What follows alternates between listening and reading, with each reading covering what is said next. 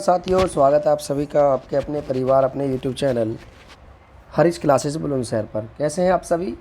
आशा करते हैं कि आप सभी अच्छे होंगे और आपकी तैयारी बहुत बेहतर तरीके से चल रही होगी। देखिए, आप लोग अभी हमारी क्लासेस नहीं देख पा रहे हैं, आप लोग नहीं देख रहे हैं, हम पूरी क्लास नहीं देख पा रहे हैं आप सभी लोग। तो आप लोग पूरी क्लास को करना शुरू कर दीजिए, क्योंकि देखिए यहाँ पर आपको जो कंटेंट प्रोवाइड किया जा रहा है वो एकदम एग्ज़ाम के पॉइंट ऑफ व्यू से एकदम परफेक्ट है आपके लिए, और इसी से बाहर आपके कुछ नहीं आ सकता, इतना मैं बता रहा हूँ। लेकिन अगर आप क्लास में नहीं करोगे या फिर आप नहीं देखते हो, फिर आप सोचते हो 1-2 मिनट हमने क्लास देख ली तो अरे क्लास तो पूरी हो गई। भैया देखो, क्लास को पूरा करने के लिए देखो थोड़ा समय देना पड़ेगा आपको भी क्लास करने के लिए, जिससे कि आपकी क्लास आसानी से समझ में आए। नहीं समझ में आ रहा है तो आप हमें कमेंट करके बताइए, क्योंकि देखिए ऐसा होता है कि भाई अगर 1000 स्टूडेंट पढ़ रहे हैं तो उसमें से कम 20-30 तो ऐसे होते हैं स्टूडेंट जिनको बहुत थोड़ा कम समझ में आता है। कुछ स्टूडेंट ऐसे होते हैं जो पढ़े लिखे होते हैं, पहले से ऑलरेडी पढ़ लिख ले होते हैं, उन चीज़ों को उनकी चीज़ें आसान हो जाती हैं समझने में। लेकिन कुछ स्टूडेंट ऐसे होते हैं मोर देन की जो अभी रिसेंटली हाल ही में तैयारी करते हैं और उन्हें पता नहीं रहता कि हम कहाँ से शुरू करें, कैसे शुरू करें और किस प्रकार से हमें तैयारी करनी है। ठीक है, तो आप लोग सभी क्लास को कंटिन्यू करते रहिए। क्लास हमारी प्लेलिस्ट में आपको मिल रही है, दिन प्रतिदिन क्लास आ रही हैं, तो आप उनको भी करते रहिए। चलिए शुरू करते हैं आज की हम क्लास को। और आज की जो हमारी क्लास है वो है कुषाण वंश। आज हम कुषाण वंश के बारे में बात करेंगे। कुषाण वंश कौन थे और ये कहाँ से आए थे भारत में, किस प्रकार इन्होंने अपना साम्राज्य स्थापित किया।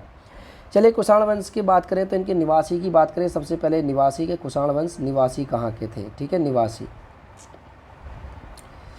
कुषाण वंश के निवासी की बात करें तो ये मध्य एशिया की एक जनजाति थी। किसकी? मध्य एशिया की।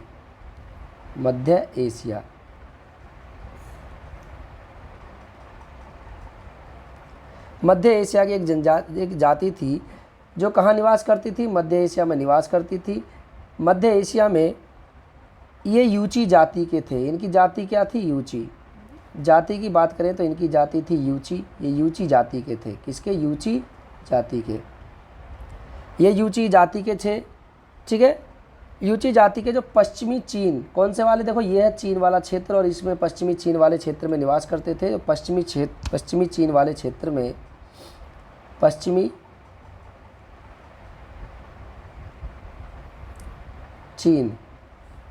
चीन में निवास करने वाली एक जाति जिसे यूची जाति कहते थे। हुआ क्या था? 165 ईसा पूर्व में 165 BC में पड़ोसी कबीले जिसका नाम था हिंगनू। ठीक है, पड़ोसी कबीले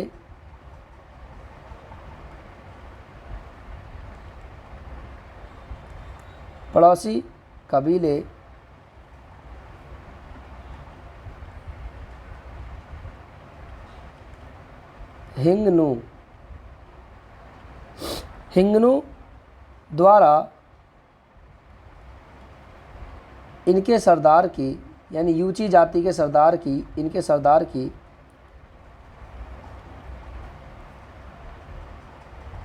हत्या कर दी जाती है।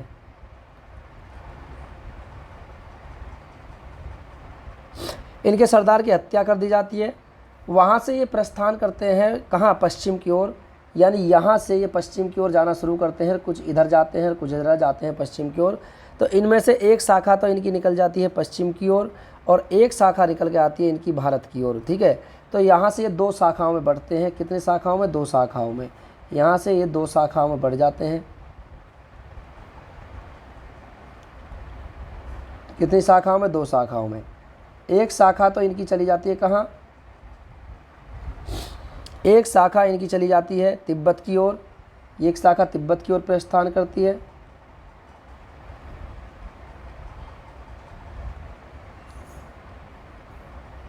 और दूसरी जो शाखा इनकी प्रस्थान करती है वो कहाँ? पश्चिम की ओर बैक्टीरिया। कहाँ जाती है जी? पश्चिम की ओर। पश्चिम की ओर बैक्टीरिया।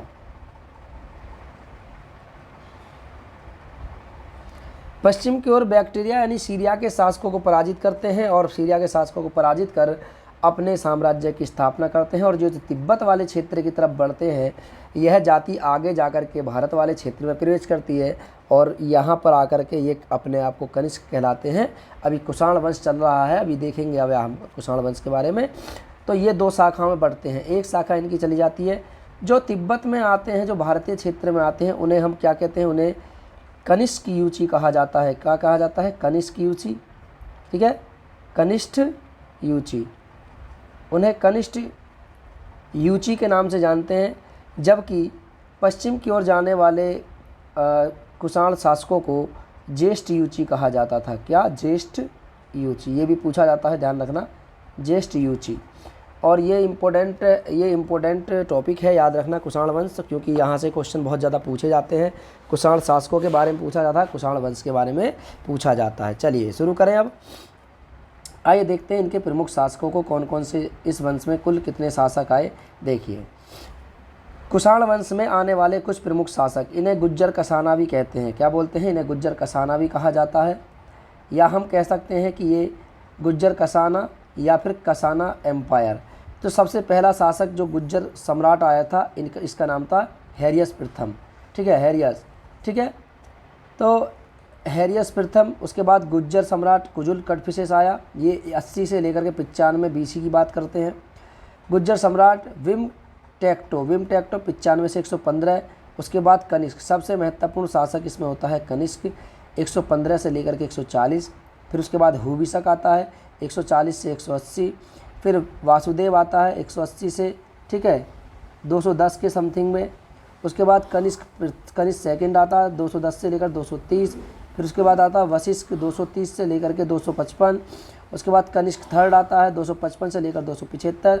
उसके बाद आता है, ठीक है, वासुकसन, और ये 290 से लेकर के 310 ईस्वी तक।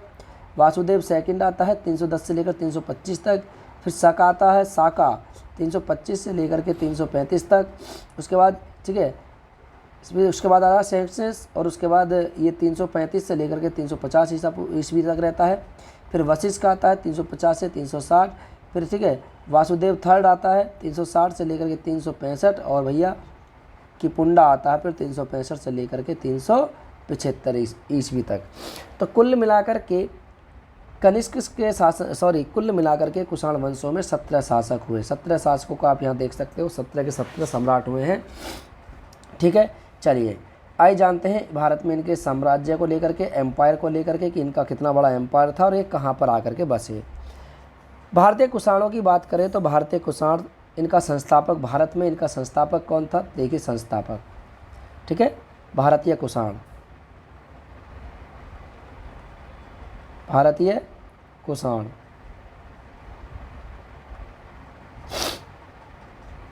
भारतीय कुषाण की बात करें तो इनका जो संस्थापक था, ये क्या कहलाए? पहले तो ध्यान रखना, ये कनिष्ठ यूची कहलाए। क्या कहलाए? ये कनिष्ठ यूची कहलाए,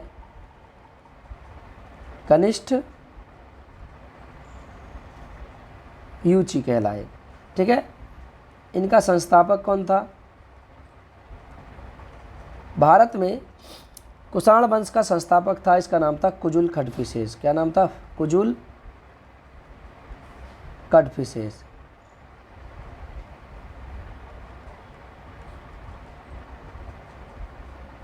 कुजुल कटफिसेस।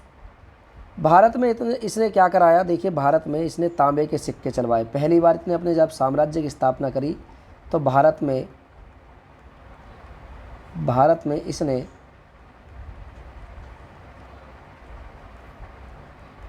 तांबे के सिक्के चलवाए, सिक्के चलवाए। भारत में इसने तांबे के सिक्के चलवाए। इसका नाम था कुजुल कटफिसेस। ठीक है, याद रखना। इसका कब्जा कहाँ तक था? देखिए, ये जो भारत है आप देख सकते हैं, तो यहाँ से लेकर के ये पूरा क्षेत्र आप देख सकते हैं, ये वाला, ठीक है, ये क्षेत्र है। और इस क्षेत्र को आप देख सकते हैं, तो ये कौन सा वाला क्षेत्र है? हम कह सकते हैं कि भाई ये वाला जो क्षेत्र है ये भारत का पश्चिमी क्षेत्र है। तो पश्चिम और उत्तर, तो इनका जो अधिकार था, अधिकार क्षेत्र की बात करें तो अधिकार जो क्षेत्र था इनका वो भारत का पश्चिमोत्तर, भारत का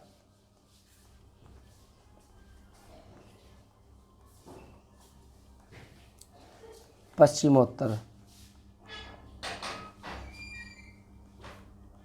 भाग, भारत का पश्चिमोत्तर भाग, इस पश्चिमोत्तर भाग पर इन्होंने अधिकार किया था। इसका नाम था कुजुल कटफिशेस। उसके बाद फिर इसका अगला उत्तराधिकारी आता है, उसका नाम होता है, ठीक है, बिम कटफिशेस। आगे बात करें तो अगला जो उत्तराधिकारी आता है इसी वंश का, उसका नाम होता है बिम कटफिशेस। तो बिम कटफिशेस के बारे में जानेंगे। चलिए जानते हैं बिम कटफिशेस।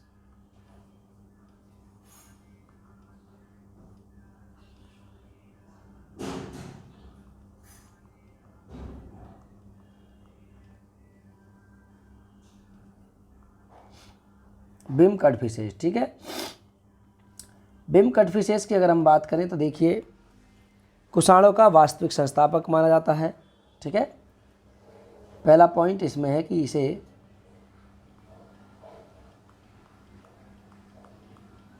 कुषाणों का वास्तविक संस्थापक माना जाता है, ठीक है।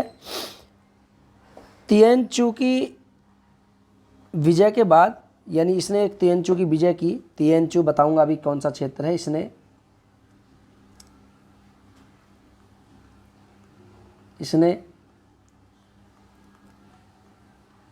तिएनचू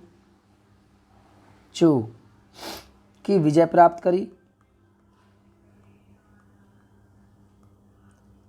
इसने तिएनचू की विजय प्राप्त करी, जिसे सिंधु द्वारा सिंचित क्षेत्र होता था, जिसे पंजाब कहते हैं आज का।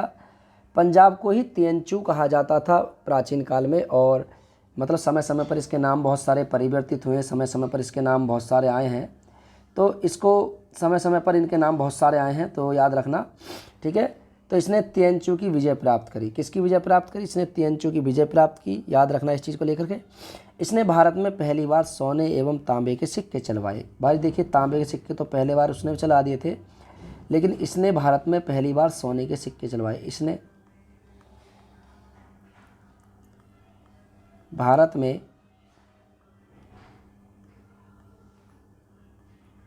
पहली बार सोने के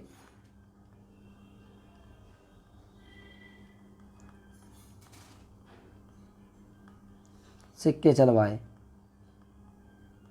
ठीक है। अब आप सोच रहे होंगे जी इसने कैसे चलवाए। देखिए भाई, मैं बता देता हूँ आपसे कि कुषाण वंश का ये पहला शासक था जिसने पहली बार आकर के, मतलब कुषाण वंश का वो पहला शासक जिसने भारत में सोने के सिक्कों का प्रचलन किया, ठीक है, याद रखना। यही पहला शासक था कुषाण वंश का जिसने सोने के सिक्के चलाए, और सोने और इसके साथ साथ इन्हें तांबे के भी सिक्के चलाए, देख सकते हैं। लेकिन एक क्वेश्चन आपसे पूछा जाता है कि सबसे शुद्ध सोने के सिक्के कुषाण वंश के किस शासक ने चलाए थे, तो उसका नाम था कनिष्क। तो कनिष्क ने शुद्ध सोने के सिक्के चलाए, लेकिन विम कटफिशेस ने भारत में पहली बार सोने के सिक्के चलाए। सोने के सिक्कों के साथ साथ तांबे के सिक्के चलाए। इसलिए कहते हैं कि हिंद यूनानी शासकों ने, हिंद यूनानी का मतलब होता है हिंद यवन शासकों ने पहली बार भारत में सोने के सिक्कों का प्रचलन किया। इसके सिक्कों पर यूनानी व खरोष्टी लिपि का अंकन था, ठीक है। इसके जो सिक्के थे, सिक्कों पर यूनानी एवं खरोष्ठी लिपि का अंकन था, ठीक है। यानी जो डिजाइन किया हुआ था उस पर जो लिखावट थी वो यूनानी एवं खरोष्टी लिपि दोनों में ही लिखी हुई थी। सिक्कों पर शिव व नंदी की आकृति प्राप्त होती है इसके सिक्कों पर, ठीक है।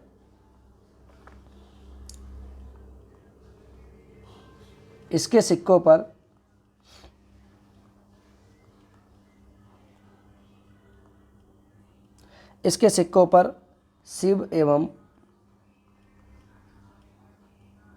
शिव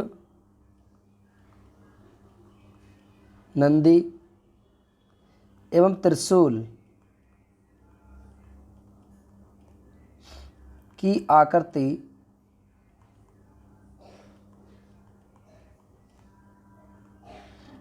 प्राप्त होती है।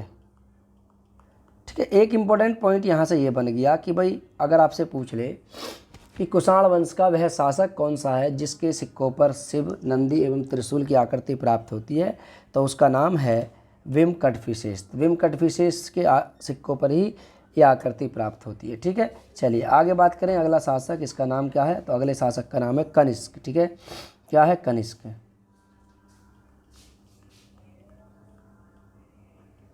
कनिष्क, ठीक है। कनिष्क के शासनकाल की बात करें, इसका शासनकाल कब से कब तक चला था, तो देखिए शासनकाल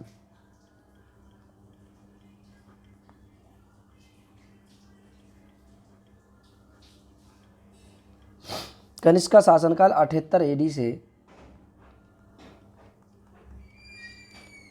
लेकर के 105 एडी तक। कितना, 105 एडी तक।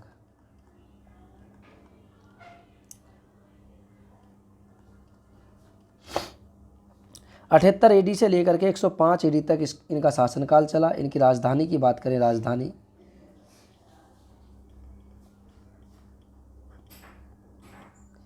राजधानी थी इनकी पुरुषपुर।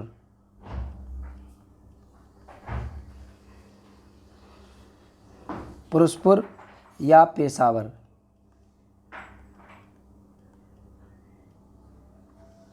पुरुषपुर या पेशावर। बाद में इनकी राजधानी एक और राजधानी हो गई थी जिनका नाम था मथुरा। ठीक है, मथुरा। बाद में मथुरा को अपनी राजधानी बनाते हैं। 78 एडी में इसने अपने राज्याभिषेक के समय 78 एडी में शक संवत का प्रारंभ किया। यानी राज्याभिषेक के समय जब इसने अपना राज्याभिषेक करवाया, तो राज्याभिषेक के समय ही इसने शक संवत का प्रारंभ करवाया था। ठीक है, आप देखते हैं कि शक संवत, विक्रम संवत, जब आप हिंदू कैलेंडर देखोगे तो हिंदू कैलेंडर हमारा ग्रोगरियन पद्धति पर आधारित है।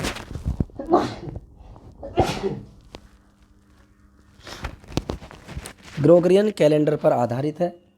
आप जब हमारे हिंदू कैलेंडर को देखोगे तो एक तरफ शक लिखा होता है, एक तरफ लिखा होता है विक्रम। शक संवत की बात करें तो 57 एडी में शक संवत का प्रारंभ 57 बीसी में विक्रम संवत का प्रारंभ किया गया था। लेकिन शक संवत की बात करें तो शक संवत का प्रारंभ 78 एडी में किसके द्वारा किया गया था, ये किया गया था कनिष्क के द्वारा। कनिष्क ने जब अपना राज्याभिषेक कराया उसी समय एक संवत चलाया था। तो उस पर आप देखते होंगे लिखा होता है कि एक तरफ के 2078 विक्रम संवत शक संवत, और एक तरफ आप देखते हो कि 1997 विक्रम संवत। ये क्यों होता है, ये इसलिए होता है कि जो प्रेजेंट में आपकी तिथि चल रही है इसमें से आप 57 माइनस करोगे तो आप विक्रम संवत में पहुंच जाओगे, और अगर 78 प्लस करोगे तो आप शक संवत में पहुंच जाओगे। यही लिखा होता है। और प्रेजेंट में हमारा ग्रोगरियन कैलेंडर चल रहा है जो अंग्रेज़ों की पद्धति पर आधारित है, अंग्रेज़ों के ही द्वारा उसको अपनाया गया था उस समय। और उसके अनुसार हमारी जो तिथि का पहला मंथ पड़ता है जनवरी पड़ता है, लेकिन शक संवत और विक्रम संवत के अनुसार हमारी तिथि का जो पहला मंथ पड़ता है वो पड़ता है अप्रैल। 1 अप्रैल को हमारा, ठीक है, हमारी इस वर्ष शुरू होती है, याद रखना। लेकिन अंग्रेज़ों ने इसे मूर्ख दिवस के रूप में मनवाया था, और आज भी 1 अप्रैल को मूर्ख दिवस मनाते हैं। पूरा भारत मूर्ख दिवस के रूप में मनाता है उसे, और कहते हैं कि ये मूर्ख दिवस है। मूर्ख दिवस नहीं है, बल्कि अंग्रेज़ों ने हमें उस समय मूर्ख बनाया था, इसलिए उन्होंने उसको फूल डे यानी मूर्ख दिवस कहा। ठीक है, चलिए तो आज की क्लास को हम यहीं छोड़ेंगे, फिर मुलाकात करेंगे आपसे नेक्स्ट क्लास में, क्योंकि ज़्यादा लंबी क्लास आप देखते नहीं हो। तो फिर मुलाकात करेंगे नेक्स्ट क्लास में, तब तक के लिए नमस्कार, जय हिंद और जय भारत। चलिए।